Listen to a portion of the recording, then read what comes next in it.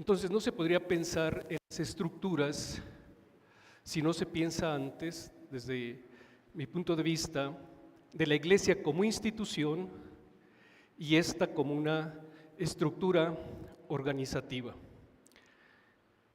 La Iglesia es una institución. Ya Monseñor Héctor hablaba, vive en la historia, tiene pues un dinamismo histórico. Es una realidad humana en cuanto a institución, y hay dos posturas, por lo menos, una postura maximalista, diríamos, que piensa que la Iglesia como institución nació ya desde la persona de Jesús, como si Jesús hubiera puesto toda la institucionalización de la Iglesia, hubiera pensado en decanatos, asambleas, sínodos, parroquias. Es una postura maximalista, como lo pensó también Vaticano I, de Iglesia como una sociedad perfecta. Pero hay una postura minimalista también, que piensa que cuando se habla de institucionalización de la Iglesia o la Iglesia como institución, se ahoga todo el dinamismo del espíritu. Y entonces abogan por una especie de anarquía neumática o neumatológica, en donde no hay que hablar de institucionalización, porque eso ahoga los carismas, el espíritu. Y es una postura minimalista, yo diría. Nada de institucionalización, porque dejemos que el Espíritu fluya, el Espíritu Santo fluya. ¿Y para qué organizarnos? ¿Para qué hacer una institución? Pero entre estas dos podremos encontrar una postura, diríamos, hasta cierto punto moderada, porque necesitamos la Iglesia como institución. Si no, sociológicamente no podría existir. No podría un movimiento carismático como el de Jesús evolucionar sociológicamente. Habría que institucionalizarse. Y cuando se habla de institucionalización, pensamos que es el producto modificable y duradero en función de roles y dirigida a un fin que obliga al individuo, le atribuye una autoridad formal y le pone en práctica sanciones jurídicas. Es decir, algo se institucionaliza cuando se pone firme, cuando adquiere seguridad, cuando adquiere rostro, cuando adquiere una postura jurídica, diríamos también, cuando está sólidamente ya, digamos, edificada, constituida. Se constituye una institución. Pero podríamos preguntarnos, ¿cuál es entonces la forma ideal en que la Iglesia como institución humana juegue ese rol lo más evangélica posible? Es necesario que la Iglesia se institucionalice. O sea, lógicamente no podríamos existir sin una institucionalización, pero depende de qué forma le demos. Y a lo largo de la historia ha habido formas diferentes de cómo la Iglesia se ha institucionalizado. Entonces la pregunta es, ¿cuál es la forma que más nos conviene o que más conviene al Evangelio? Y podríamos pensar aquí de algunas condiciones. Y el problema no es que la Iglesia se institucionalice. El problema es cuando la Iglesia se mundaniza, que no es lo mismo que institucionalización. Aquí el peligro es la mundanización, ni siquiera la secularización, ni siquiera la institucionalización. Se mundaniza cuando pues pierde esa permanente conversión al anuncio y a la realización del reino de Dios. Y entonces aquí ya la institución se mundaniza, es decir, pierde el horizonte. Al inicio escuchábamos hablar de cómo pues, la Iglesia vive para evangelizar. La Iglesia tiene el sentido del reino y la orientación de la realización del reino de Dios. Esa es su tarea, es fundamentalmente su misión.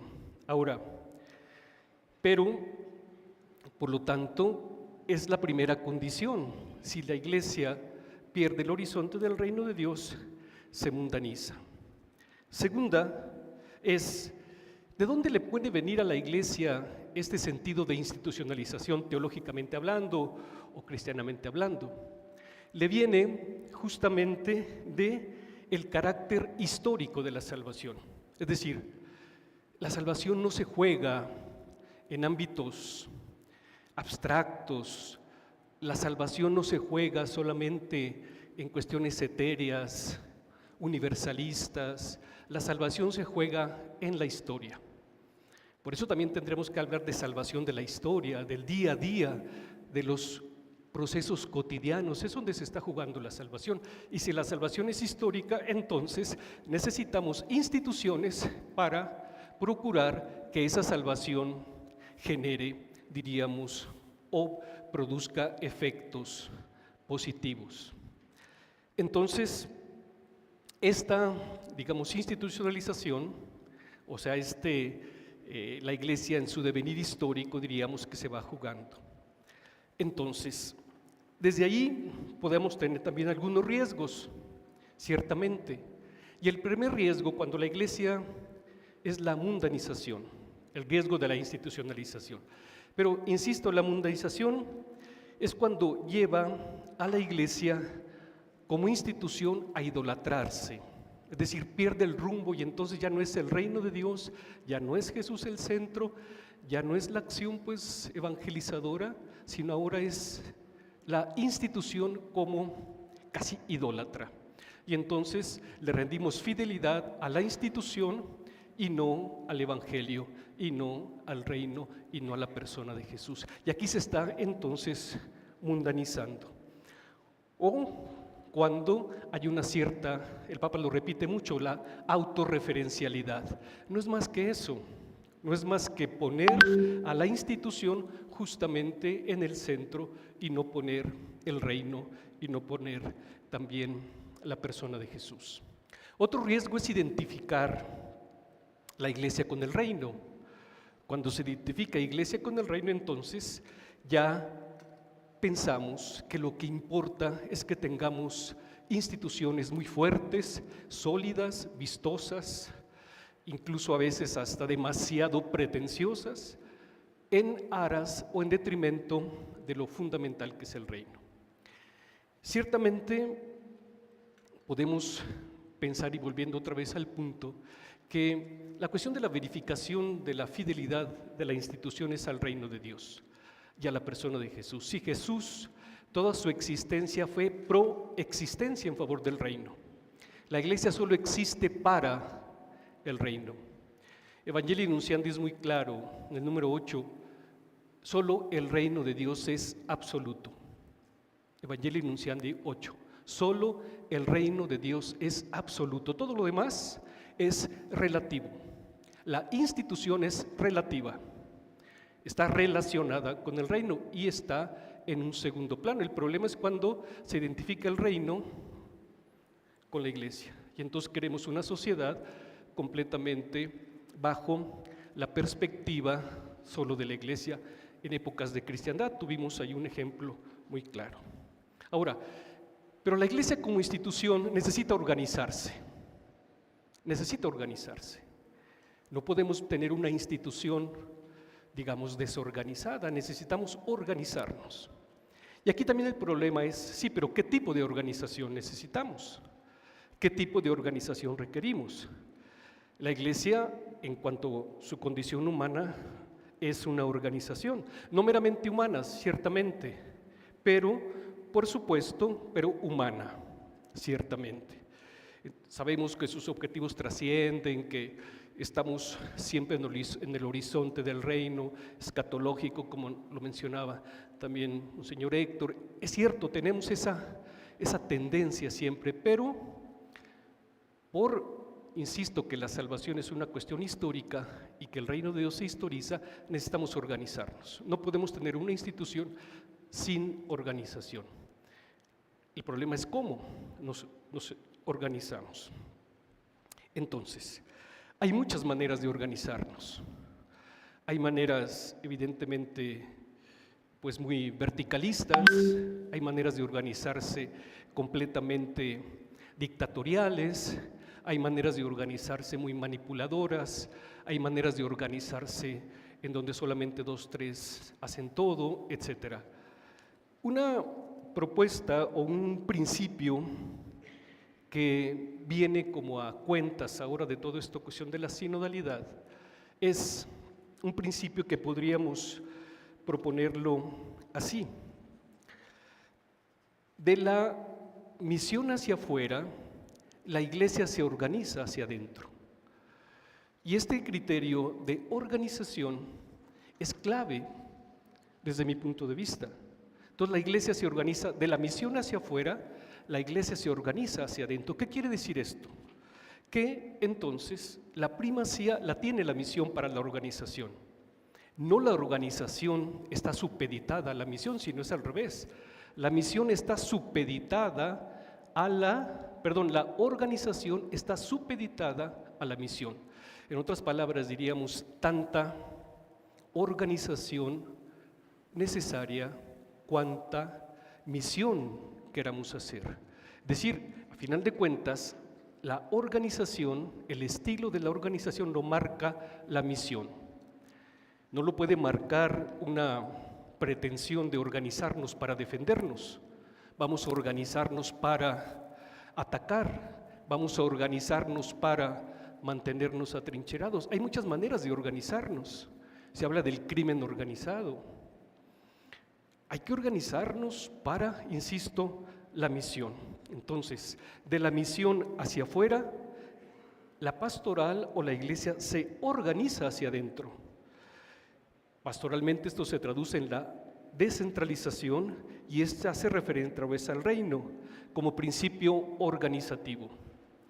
Las ciencias actuales de la administración o del desarrollo organizacional tienen mucho sobre esto, cómo organizarse, pero en la fábrica, en la empresa, todo este desarrollo organizacional, la comunicación organizacional. Aquí estamos hablando cómo organizarnos como ese principio organizativo en función del reino, principio organizativo sinodal. Entonces, vamos a hablar entonces cómo nos organizamos sinodalmente. Se habló del método sinodal que se quiere también implementar para llevar a cabo pues, las acciones pastorales. Entonces, el significado profundo de la misión cristiana diseña o configura la manera de cómo se organizan las estructuras y las acciones pastorales. Evidentemente esto también depende de los contextos. En la Ciudad de México pues se organiza de manera diferente la pastoral que en una diócesis de frontera o una diócesis del sureste o del norte, de acuerdo también a los requerimientos. La misión tiene pues una centralidad en la pastoral. Estoy citando ese documento que también citaban ustedes allí en los cuadernos, la conversión pastoral de la comunidad parroquial al servicio de la misión evangelizadora. Es decir, la misión tiene la centralidad en la pastoral. Misión, podemos decir evangelización, podemos decir apostolado, podemos decir pastoral. Y se subraya como el criterio guía para la renovación de la parroquia, la verificación de autenticidad y el corazón de la conversión pastoral. En el centro está la misión. Francisco retoma el concepto de misión. Y de hecho, en Evangelii Gaudium llega a decir, tú eres misión. No tienes una misión, eres misión.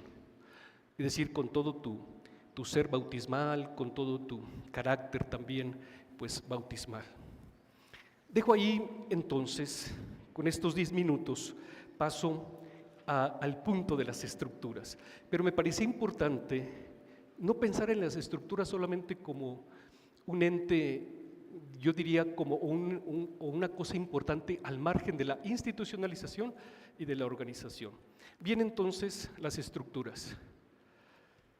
Toda organización requiere de una estructura que se establezca para lograr objetivos.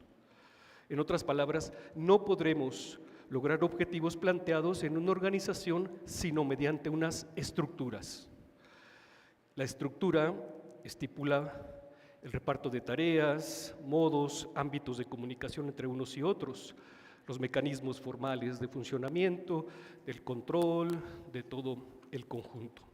Hablando pastoralmente, la estructura, se puede afirmar que toda acción pastoral requiere, además de un trasfondo institucional y una cierta organización para la misión, de unas estructuras que permitan y ayuden a lograr objetivos.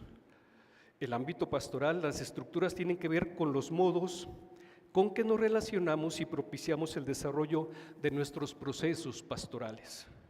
Aquí entran en juego lenguajes, culturas locales, los valores evangélicos que manejamos, las prioridades de acción que tenemos en mente, las teologías que subyacentemente nos identifican.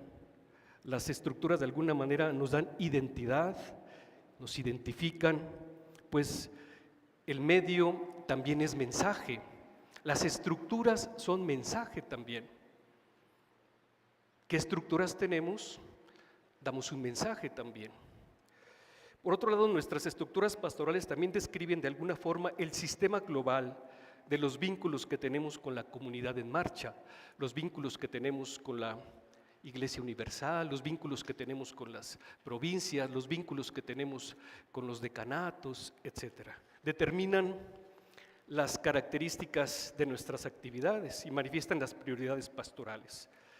Pero no hay que ir inmediatamente, me parece, a hablar de estructuras pastorales si no tenemos en cuenta también estructuras sociales.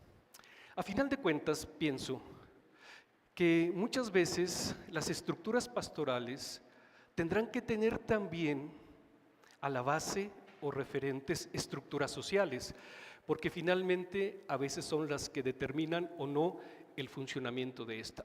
Pienso en estructuras sociales económicas, políticas, sociales, de género, ecológicas, culturales, religiosas. O sea, todo esto que forma parte del entorno social, también es importante tenerlas en cuenta a la hora de crear o de echar a andar estructuras pastorales, porque las estructuras pastorales no existen tampoco desvinculadas de las estructuras sociales.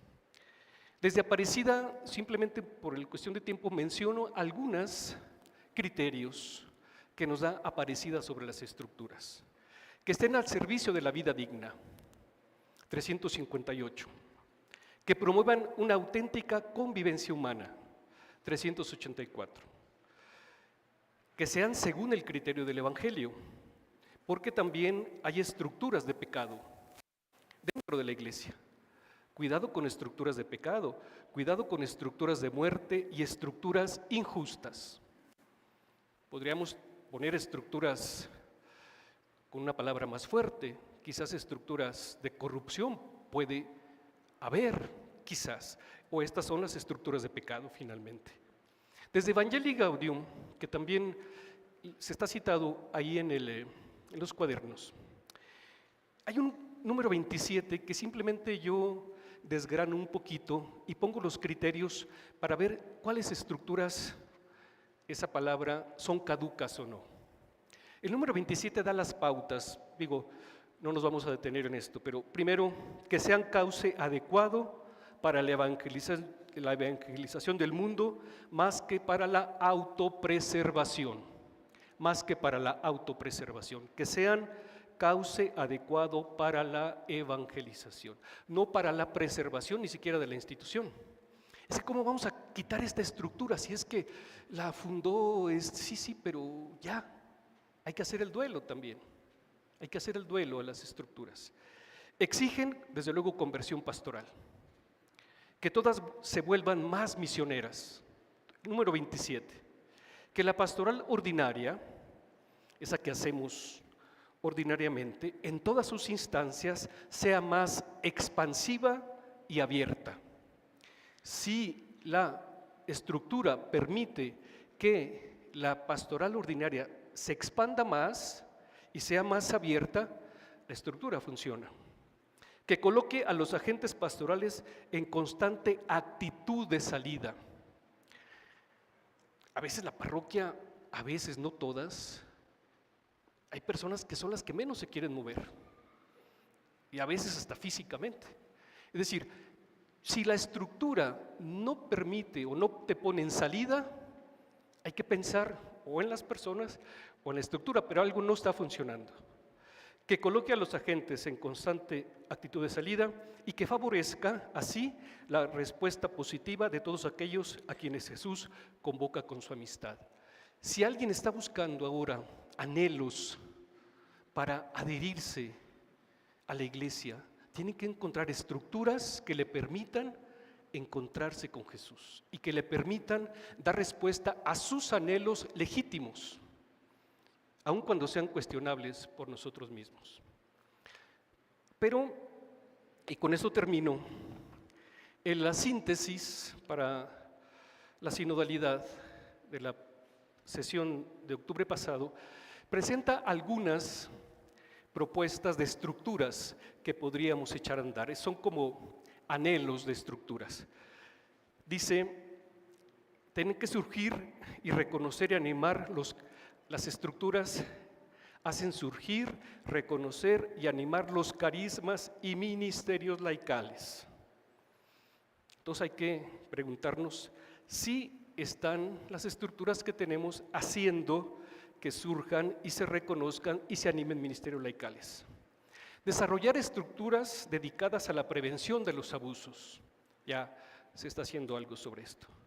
Que se activen en forma que jurídicamente hay que definir estructuras y procesos de verificación regular de la tarea del obispo con referencia al estilo de su autoridad, a la administración de los bienes de la diócesis, al funcionamiento de los organismos de participación y a la tutela respecto a todo tipo de abuso. Debemos también considerar las implicaciones de la nueva frontera misionera digital para renovar la estructura parroquial. Establecer las estructuras necesarias para el intercambio de riquezas espirituales, de discípulos misioneros y de bienes materiales pueda convertirse en una realidad concreta. Que se compartan las riquezas espirituales y materiales en las diferentes estructuras. Hay estructuras diocesanas que tienen mucho y hay otras que tienen muy poquito. Hay que revisar eso también desde este documento, pues también, ¿no? Se han recordado, sin embargo, que no basta con crear estructuras de corresponsabilidad, si falta la conversión personal a una sinodalidad misionera. Si el Señor no construye la casa, en vano se cansan los constructores. Si el Señor no custodia la ciudad, en vano vigila el guardián. Muchas gracias.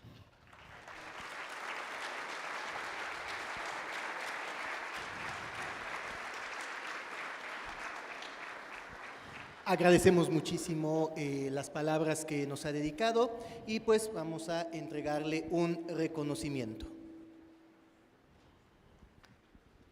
Padre Antonio Ernesto, muchas gracias por la exposición que para todos nosotros en este contexto es muy nutritiva, especialmente para seguir este camino de trabajo en este día.